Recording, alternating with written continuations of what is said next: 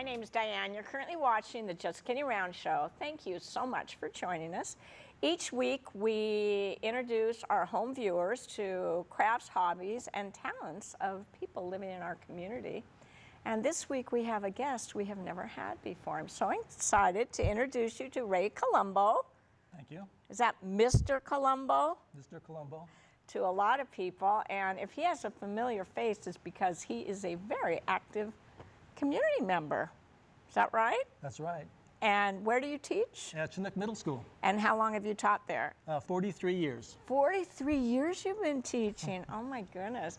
And you are the school librarian there. Have been for the last 20 years. Isn't that amazing? And I'm the school librarian at South Bay, so we send our students on to you. Yes. And before you taught, before you were the school librarian, you taught? Well, just about everything, but mostly language arts. Okay. Reading, writing, and spelling. All right. And you grew up in this community, too? Yes, I did. In fact, I went to Chinook Middle School, and I went to North Thurston High School, and then on to college after that. Oh, my goodness. And I hear you were Casey Keller's teacher. Yes, in the news just lately, being inducted to the Hall of Fame. That's great. Yeah, I had Casey as an 8th grader. Isn't that something? And you play a lot of sports yourself, too. I do. In fact, that's one of the things I like to talk about. The two things I really like to talk about are poetry and sports. Well, we'll have you back a second time to talk about sports. And my uncle. You like to talk about my uncle, don't you? Of course, yes. Yeah, I taught with him for years. He was also a teacher at Chinook Middle School. Yeah. So, do you want to look in the camera and say hi to anybody? I do. I want to say hi to friends and family. The book is dedicated to friends and family, and also to all the students at Chinook Middle School. Okay, and I'm going to say hi to the kids at Lydia Hawk and at South Bay.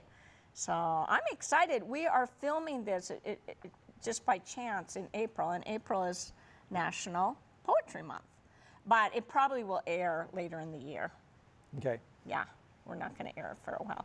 And I'm so proud of you. Well, thank you. You are published, and I'm excited for you. Do you want to start by reading one of your poems? Sure. I just want to say, first of all, that the book was put together. I've had poems published in magazines all over the country and Sunday supplements, which is a good place for things to be published as well. And so then I took those and then I put them into a book and got that published as well. Oh. And why is it called The Last Sunset? I've always been intrigued, and I think most people are intrigued by sunsets and just the beauty of them. It's hard to capture in words, but I've tried on several occasions with some poems about sunsets. Yeah. And so we'd like to read a couple of them to you here very quickly as we get started. So this is a poem about a sunset. Sunset. Heaven's eyes glow bright, crimson clouds array, autumn's maple orange captured on the skyline fringe. And for a moment, between heartbeats, the mind and soul are stretched across the heaven, and we understand eternity. Sunset. Wow. Beautiful. And as you might expect, I have several poems in here about sunsets. Yeah. I will read one more. One more sunset. Then we'll move on to something else. Okay. Memory of sunset. A dying sun ignites the horizon, clouds ablaze, the sky a fading yellow edged in fire reds. Below the prairie grasses have seen it all before, but I will hold the colors forever till I sleep. Just beautiful. Leaves me in silence. So I'm always hoping with poetry that I inspire someone or it creates a feeling or something they can relate to.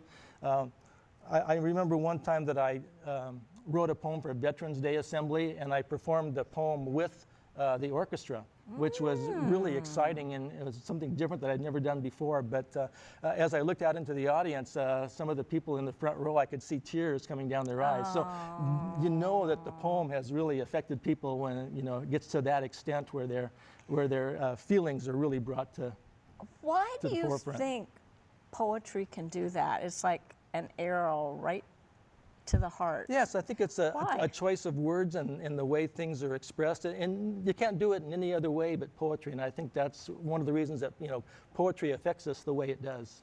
Mm-hmm. And do you write free verse or do you write haikus? do you favor a certain form of poetry? I prefer to write in free verse, but I have all kinds of different poems in the book. In fact, that's one of the reasons that I wrote the book, was to use it as kind of a textbook for students.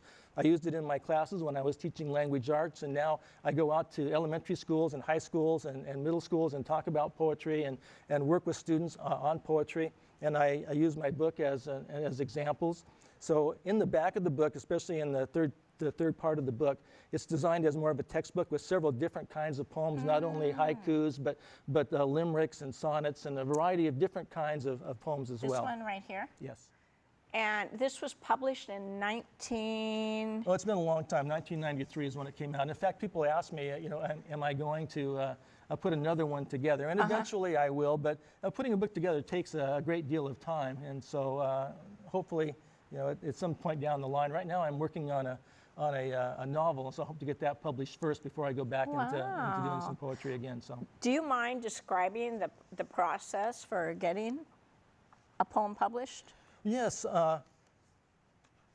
The process I use is when I get an idea and I write a poem, and I don't always finish the poem the first time I get involved with writing it. Sometimes I'll get an idea and I'll write 2 or 3 lines, but then nothing else will come to me. So I will put it away, but I always keep that in the back of my mind, and then I'll bring it out later, and perhaps more things will come to me, and I'm able to, come up with the rest of the poem, and always do a lot of rewriting. If it's not the way I like it, then I will, change it, and before I submit it to any kind of a publisher. But getting back to how you do that, what I do is when I will look at the different kinds of magazines that publish that type of poetry. So that's one of the key things. If you're interested in writing poetry or getting involved in selling poetry, you need to make sure you get the publications that will publish that kind of poetry.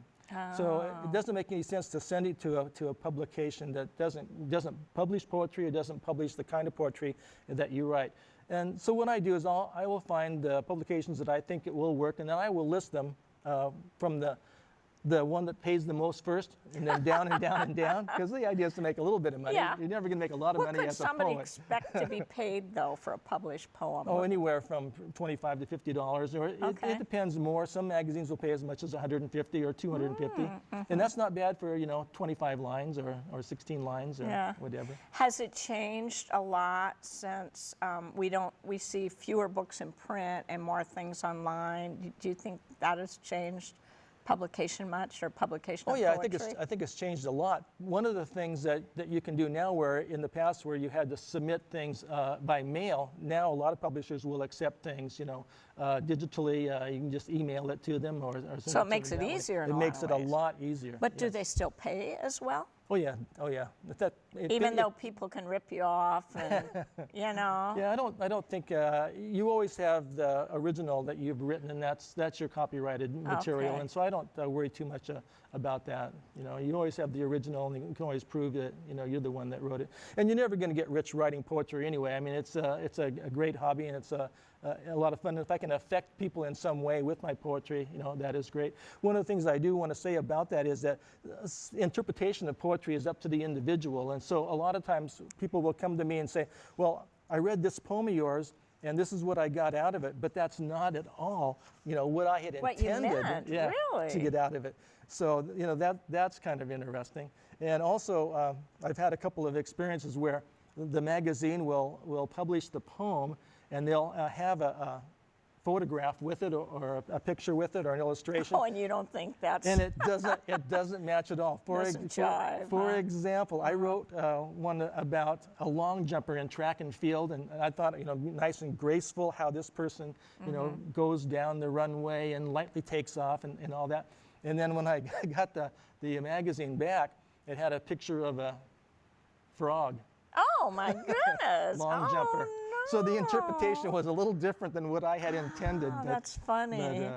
But, that happens occasionally. So. Well, I think it's interesting that, as you were talking, I read a couple poems in your book, and one of them I thought was really kind of deep and, in my mind, a little bit morbid, and this one's sort of light and just very light and delicate, I'll say. So, Do you feel when you write your poems then that you're in different moods? Oh yeah, absolutely. And I think your mood affects what you're writing completely. So I would say that's exactly right. And the subjects, whatever inspires me is what I try to write something about. I try to emulate people like Walt Whitman and Robert Frost and Emily Dickinson. None of my poetry is real, something you have to really think about. It's just something that describes an image, or so I'm hoping that that's what will come across in the poem. Do you spend a lot of time reading other poets? Oh yes, absolutely. Okay. Yeah, absolutely. So I have my favorite poets right. that I like to read. So okay. So do you remember where you were or what you were thinking at the time you wrote each poem?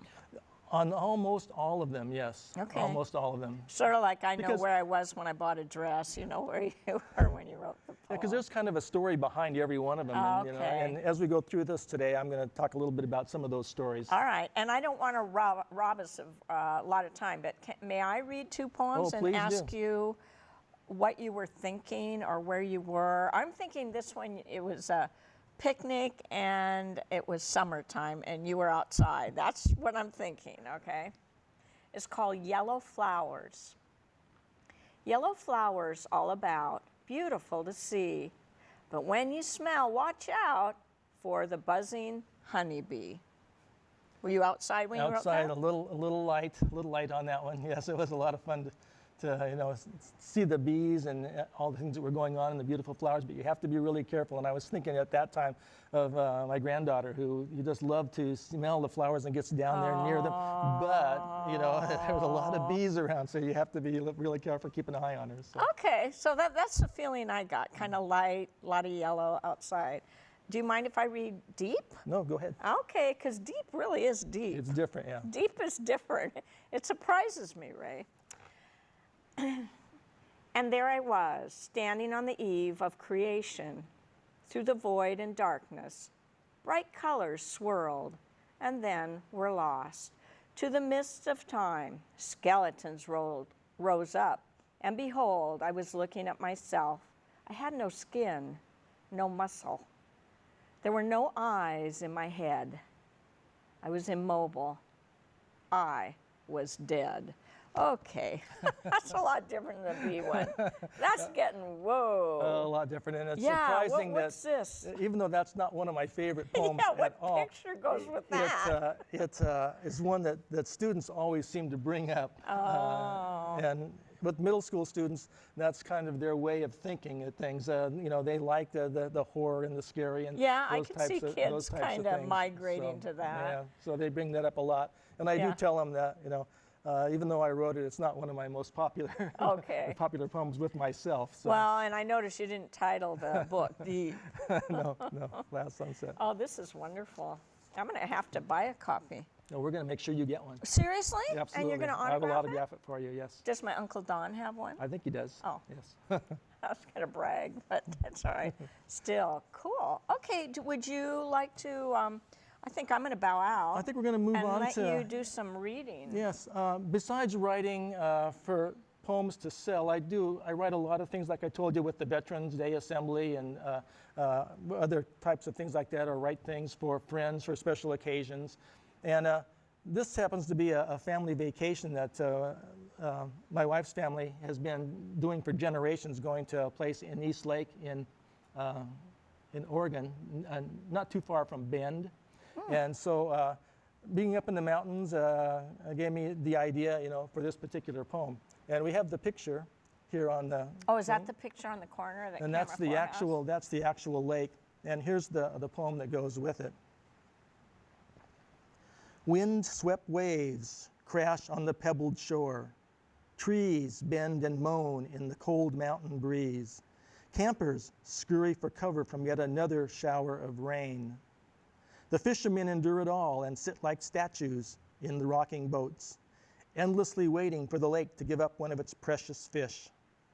Frosted mountains rise around us, beckoning boys to explore the summits. At night, the campfire is a welcome reprieve from the cold, thin air. Bundled people surround the flame, and Like our prehistoric ancestors, the same stories are told. And what I was thinking about there is at the very end, I'm sure that the cavemen would come back to the campfire and talk about the one that got away, and then it was this big, then it was this big, and the next time they tell it, it's this big, and so that's what I was thinking about for that last line. The same stories are told. We tell the same kinds of things when we get back from fishing. So. And some things, just think how long that lake has looked that way. Oh yes, yes.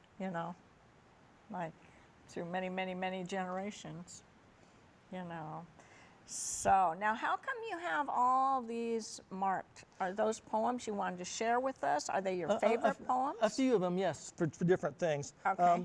One of the first poems that I had published, and I will say that, it wasn't, I didn't take off as a poet.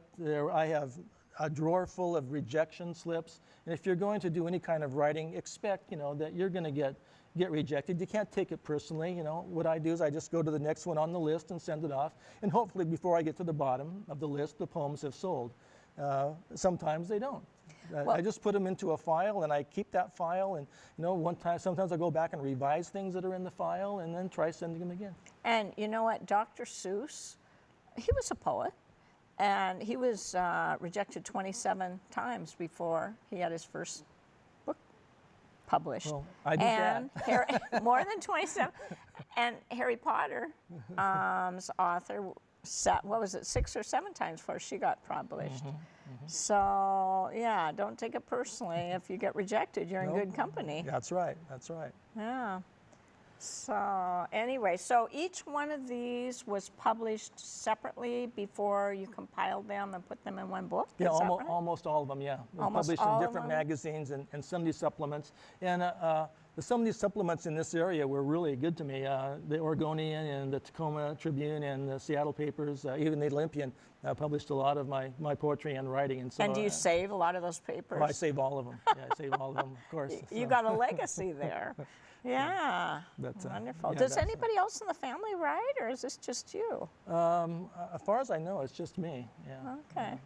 So.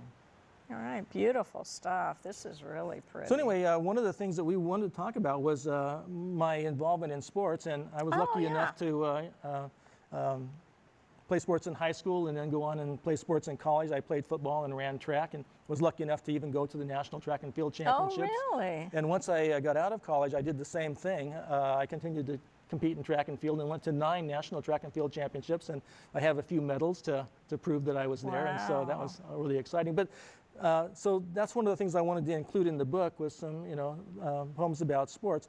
And I was hoping that that would also encourage other young men, adolescents, middle school, even younger, boys to get involved in poetry, thinking that it's not just something for girls. I know some athletes can also, do some writing, and we see on the market now other books that are written by athletes for young people as well. And so I was hoping that this would help inspire, students to do some writing of their own. They say journaling is good therapy. I would think poetry could be powerful.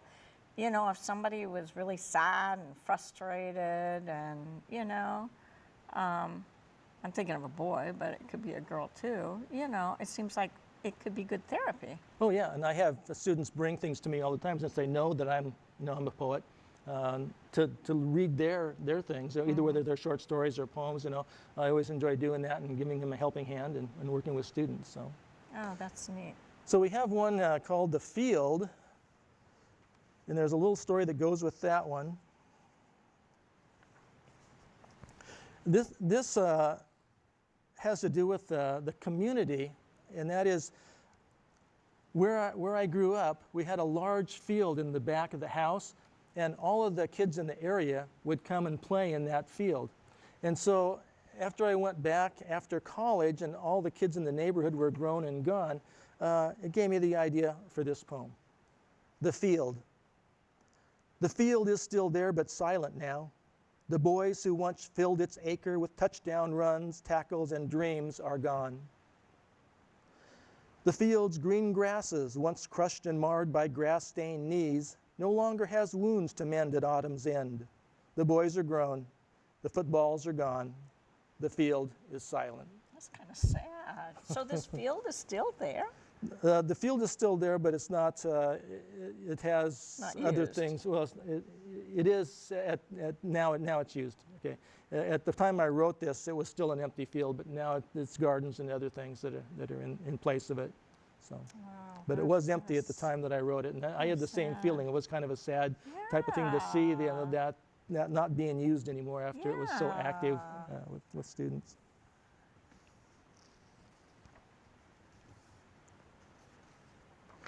This one, Prairie Storm, is one that Eastern Washington, coming back from, I don't remember if it was from Spokane or Wenatchee or someplace, but we were on the prairie there, and I remember looking in the rearview mirror, and the sky just turned black, and it was moving towards us. So that's what gave me the idea for a prairie storm. Prairie grasses move restlessly in the gentle evening wind. Storm clouds fiercely gather in the distance, blotting out star after star as they wickedly move across the night sky. Suddenly, jagged lightning shatters the dark and savagely strikes the land, time after time, as thunder bellows an evil laugh. So you're driving along, there's a storm behind you. When do you write this poem? The next day, the next week? You don't pull over on the shoulder? And No, actually, I think at this time my wife was driving, and so I was able to go ahead and get the lines started. So I didn't finish it all at one time, but you know, so sometimes you have scribes or people that write for you? if I have some ideas and I can't do it myself, right? Yeah. Yes. Quick, write this that's it. down. Yeah, I need these 2 lines, so Yeah. give me some ideas. So, Oh, wow. both of us being teachers, I think you might enjoy this one. I read that. I know. Go ahead. I'm sorry. But it's just a little different take on what it Yeah. means. Yeah, I like so that. I kind of compared it to a person building a craftsman. house. Yeah. So the poem's titled Teacher. Craftsmen, do your building. Use your finest tools. Pound numbers, plaster letters, bend words, plumb sentences. Craftsmen, do your work. Use your precision tools. Trim concepts, paint ideas, cement values, varnish ideals. Craftsmen, take these tender foundations and build us men and women. Wow. I think that's what we try to do, That's isn't it? what we try and do. And actually, sometimes I think our profession's picked on a lot, but you look at the kids and it's, I'm not going to say miraculous, but you know, we've got kids reading and they're given to us, and we don't, a lot of them don't even know their last names, really. I can't tie their shoes. I'm sorry, but sometimes, you know, and by the time you get them, look how capable they are. Oh, yeah. And they've only been on this planet maybe 10 years. Or by the time you get them, 12. No. We got 6th grade now, so. I know. That's 6, 7, 12. That's 12, yeah. I noticed that one. Here's a look at high school many years after we graduated. Thinking back on those times, most of us can remember high school. So the title of the poem is High School. Those tender, faraway years when we held glory on our fingertips, we had time to live and laugh because the promise of dreams was too distant to touch our souls. The successes of our school years was all the universe we needed. Everything was life and death to us as it appeared daily at our door.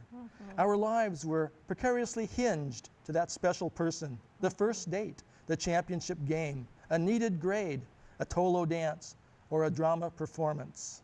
It was all a rehearsal, my friends, those tender, faraway years when we held glory on our fingertips. Wow. Yeah, high school days. We have another one. Can I ask who Jeff is? Yeah, I have a couple of poems that I included in the book that I wrote, especially for certain people. And Jeff was a longtime friend that we had grown up with. He was right there in the area also. And he'd gone away for many, many years. And then when we got together, it was just a little awkward. We hadn't been in communication for many years. And so, you know, trying to get to know each other again was a little different. I thought, well, that would make an interesting poem. And so I dedicated it to Jeff. Did he ever see this? Oh, yes, he did. He has a copy of the book.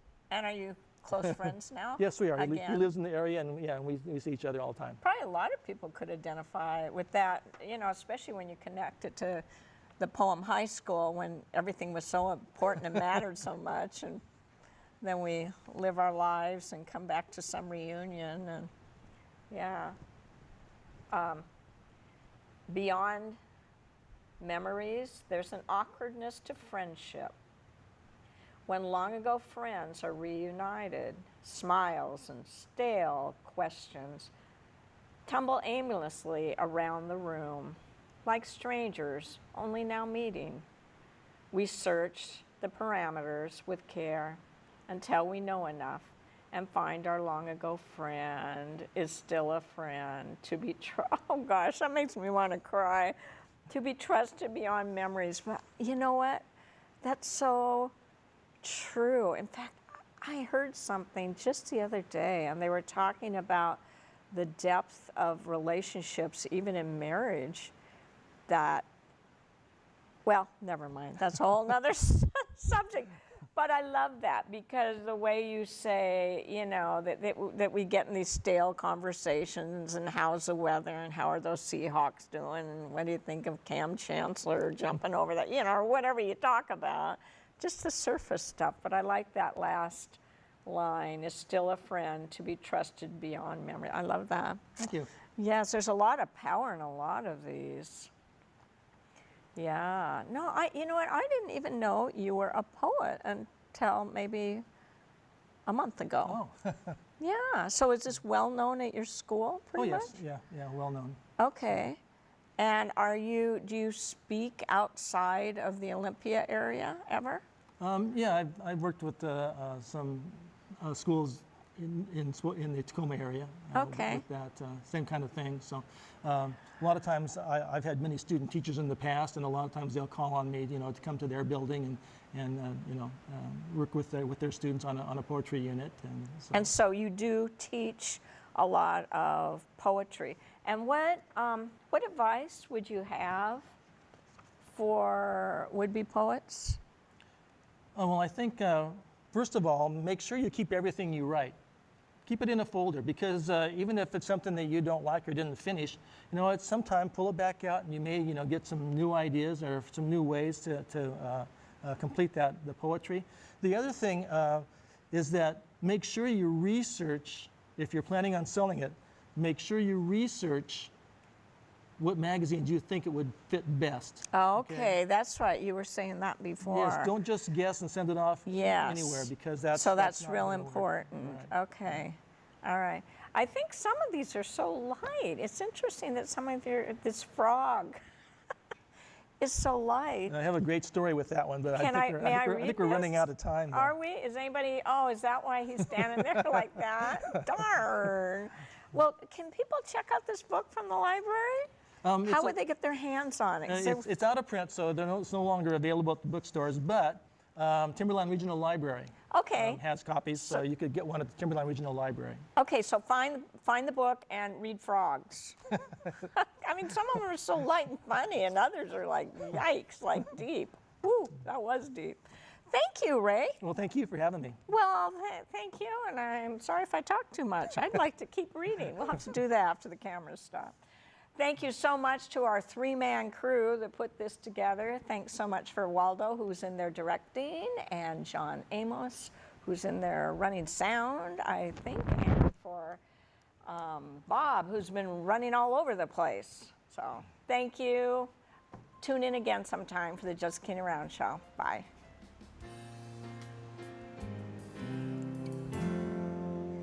For many, many